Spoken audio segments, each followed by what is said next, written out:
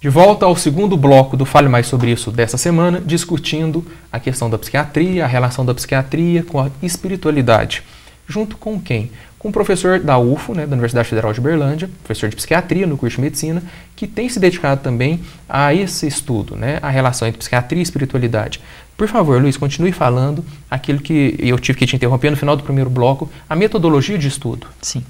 Então, o que a gente entende? Que a espiritualidade ela está presente em todas as culturas humanas, e que ela apareceu em um determinado tempo na história da nossa existência como espécie aqui na Terra, e que ela apareceu num momento muito especial que os autores chamam de explosão cultural.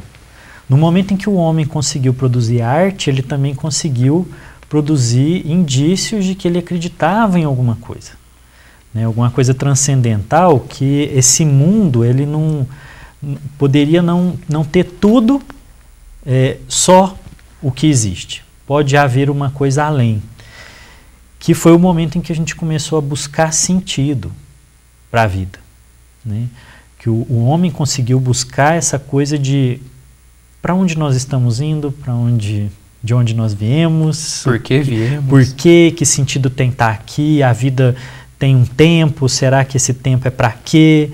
Então aí começa a construção dessa espiritualidade.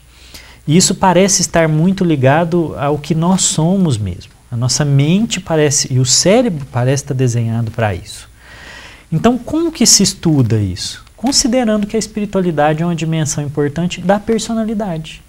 Então a gente, por exemplo, estuda que fatores ligados à personalidade da pessoa podem fazer ela acreditar mais ou menos em alguma coisa, e também o que a espiritualidade, o acreditar em algo, tem de repercussão para a vida da pessoa. Será que a pessoa tem uma saúde melhor porque ela acredita em algo? Será que ela enfrenta melhor a vida se ela acredita em algo?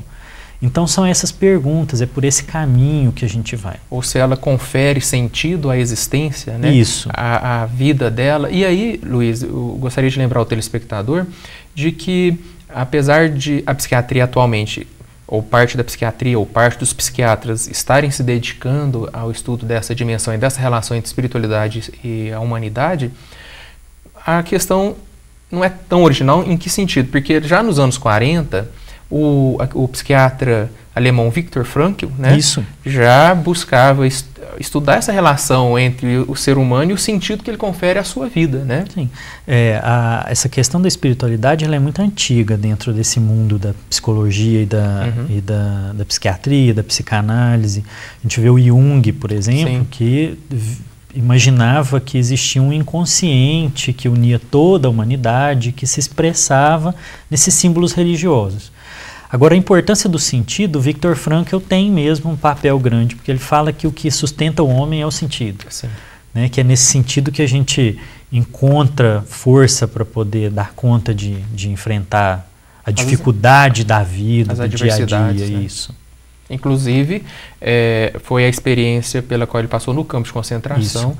A partir daí ele começa a entender melhor como que a existência de um sentido na nossa vida pode, ou mais do que pode, acaba nos fortalecendo para tocar essa vida. Ele viu lá que não era passar fome, não era passar frio, não era sofrer violência. A falta dessas coisas materiais é que tiraria a mente dele do lugar. Era o sentido. Se ele tivesse sentido, ele enfrentava isso tudo. O sentido, inclusive, de estar ali. Isso. E aí, voltando à nossa discussão original, a espiritualidade ela é capaz de conferir sentidos, Isso. às vidas das pessoas. Que se acredita que talvez essa seja a função primeira da espiritualidade, foi essa de costurar esse sentido que a gente precisa ter para existir. Porque o ser humano ele tem a capacidade única de ter consciência. De ter consciência de que o mundo não é um lugar fácil, de que existe sofrimento, de que existe dor, de que existe morte, de que tem um monte de problemas, e que então é preciso fazer alguma coisa para entender e para lidar com isso. Então talvez tenha sido nesse momento que a espiritualidade precisou nascer. Mas o que exatamente nós estamos chamando de espiritualidade?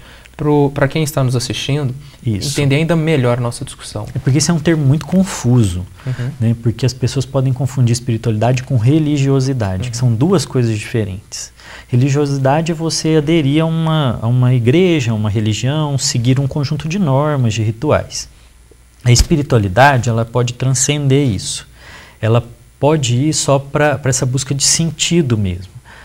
Uma pessoa pode não ter crença nenhuma religiosa, mas pode compreender que a vida é bonita, de que existe uma lógica nela, e isso a gente chama de autotranscendência, né? Que é essa capacidade de dar sentido e de acreditar que tem algo além. E esse fator é o que parece, pelos estudos, que dá mais resistência para as pessoas para conseguir enfrentar situações de estresse na vida. E quaisquer que sejam essas situações de estresse. Como, por exemplo, uma doença. Uma doença, uma morte, uma perda, tudo isso. Eu gostaria que a gente explorasse um pouquinho mais desse conceito da autotranscendência. Resumidamente, eu vou lançar uma ideia e, por favor, o senhor como especialista, explore-o mais. Eu entendo a autotranscendência como aquela capacidade de ir além, né? E de enxergar além, né? Por exemplo, estou doente, mas estou doente por quê? Qual é o significado? O que isso me diz? O que isso significa para mim, para minha família, para as minhas relações? Enxergar a pertinência, talvez, da doença num contexto maior, por aí, não é? É justamente isso. É de você olhar as coisas do dia a dia e falar assim, não, tem um sentido nisso. A minha vida está andando para aquele rumo, os pontos estão se ligando, né? Essa doença não veio à toa. É nesse sentido mesmo. Ao invés de se entender como um mero joguete do azar, do acaso, né? Não, teve alguma razão e eu posso tirar alguma lição disso, né? Isso confere à pessoa que a gente chama de resiliência, uma capacidade de lidar melhor com o estresse. E que não significa, porque é importante a gente frisar isso, não é no sentido vulgar de crenças baratas ou banais, ou místicas, ou de um misticismo barato, em que tudo que acontece tem um sentido. Não seria aquela coisa assim que as pessoas falam, nossa, a pessoa está se iludindo com isso. Não, a autotranscendência ela vai bem no profundo do que é a pessoa, né? A pessoa pode não acreditar que, por exemplo, para aquela doença que ela tem naquele momento vai ter cura ou que vai acontecer um fenômeno espiritual, um fenômeno transcendental extraordinário que ela vai ser curada. Mas que nesse tempo que ela passou aqui, apesar dessa doença, ela entende que ela construiu algo, que ela deixou algo e que ela pode dar um exemplo para alguém. Isso é uma profunda autotranscendência. Sem ser aquela coisa assim, não, eu estou acreditando nisso porque eu vou ser curada. É outro sentido, né? É bem mais profundo. Ou seja, né? Conferir significado a. Conferir significado a minha pessoa, as minhas questões, as minhas doenças, as minhas relações. Eu gosto muito de usar a expressão, juntar os pontos. Juntar os pontos. É ligar os pontos e ver que a vida andou para ali. E que no final a ligação dos pontos fez um desenho, né? Isso. Um próximo bloco a gente volta a explorar essa ideia, porque isso tem a ver até com a Gestalt, né? De formar um conjunto, né?